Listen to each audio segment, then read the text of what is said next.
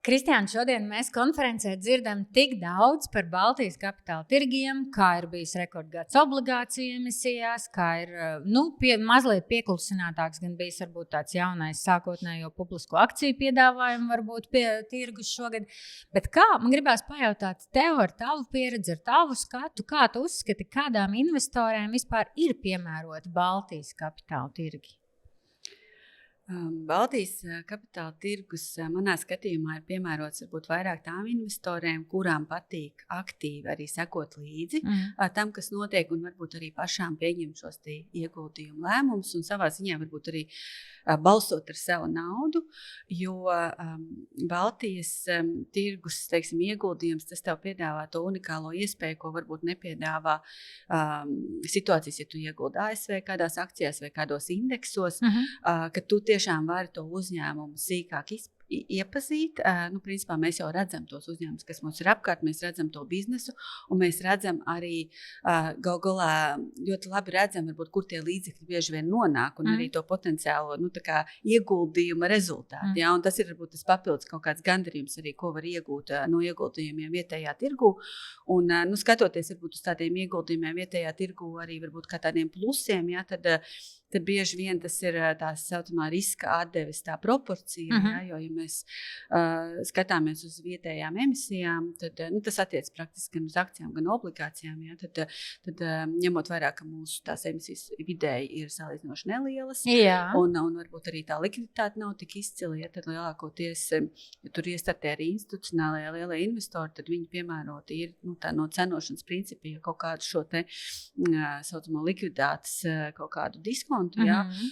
Un līdz ar to tādam mazajam investoram varbūt reizēm rodas arī iespējas varbūt saņemt šādu labāku to varbūt riska atdeves proporciju no tiem vietējiem ieguldījumiem. Ka dēļ tā tu vari dabūt lielāku, it kā šķietam lielāku atdevi pret to risku, ko tu uzņemies. Jā. Ja tu esi gatavs, piemēram, tam, ka tur varbūt tās akcijas nebūs tik likvīdas, ja, ka tu viņas varbūt nevarēs tik ātri pārdot, bet tā problēma, protams, ir aktuālāka vairāk tādiem lielajiem ieguldītājiem, ja, nekā varbūt tiem mazajiem ieguldītājiem. Jā, privātajiem investoriem.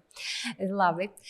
Saki, ja kāda mūsu klausītāja šodien klausās un domā tieši tāds sniegots vakars, labs laiks, lai sāktu domāt varbūt par ieguldīšanu, kas būtu tavs pamudinājums domāt, ka vai šis ir īstais brīdis, vai vajadzētu nogaidīt, ja ir ilgi jau gaidīts, bet tā kā gribās, kas tu teikt būtu tavs pamudinājums? Mans ieteikums būtu arī no savas personiskās pieredzes, jo es esmu daudz, kā es arī vēsturiski caur šim periodam par to, kad tad gaidīt to īsto brīdi. Un tā, es teiktu, ka vienkārši sāk darīt.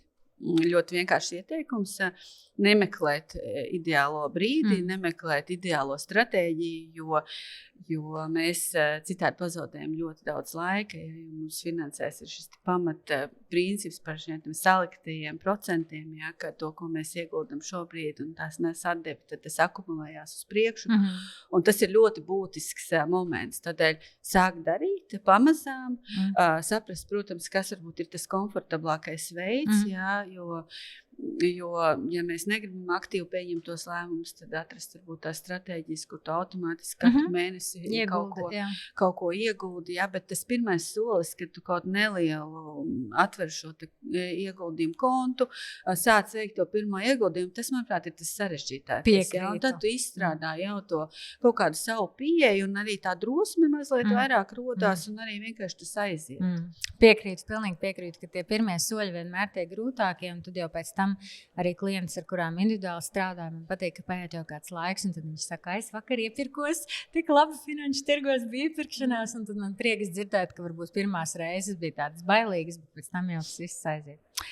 Kristiāna, mēs esam šī podkāsta šodien 29. epizodes jau ierakstā. Man ļoti paveicies, kad arī tu piekriti būt viena no mana podkāsta viesēm, un arī mums izdevās kopā veselā epizodē izrunāties ļoti plaši tieši par obligācijām. Man tomēr gribās zināt, vai tev pašai ir kāda mūsu iecienītā epizode, ko tu esi noklausīsies un kas ir tā aizķērusies prātā? Jā, paldies par iespēju paviesoties podkāstā.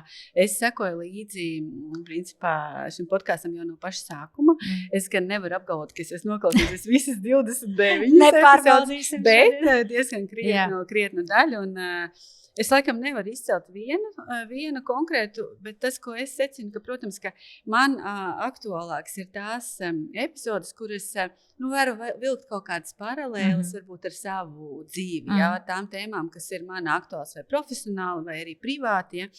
Un līdz ar to droši vien no tām epizodēm, ko es tā kā atceros un kas man ir tā iespiedušās atmiņā, ir Viktorija Meikšāne, Gunta Šulte, Ramona Miglāne, tās epizodes, kas man likās interesants, bet kopumā es cenšos, tā pieeja tāda, ka no katra kaut ko paņemt sev, kas ar mani norezonē, un tad arī to mazo lietiņu, tā kā varbūt vismaz aizdomāties, ja ne obligāti ieviest savos pārdomos. Superīgi, paldies, es domāju, tas ir arī tāds mana tā vīzija par to, kā man ļoti gribētos redzēt to podkāstu. Nevienmēr katra epizode būs ļoti par vienu vai kaut kādu specifisku tēmu. Man liekas, tas foršais ir tiešām, ja mēs varam no katras no viņām kaut kur vai nu paspoguļoties, ieraudzīt, kas ir līdzīgs, vai arī tieši otrādi padomāt, hei, es tā nedaru, vai man tas būtu piemērot, vai man tas varētu nebūt piemērot, un kāpēc.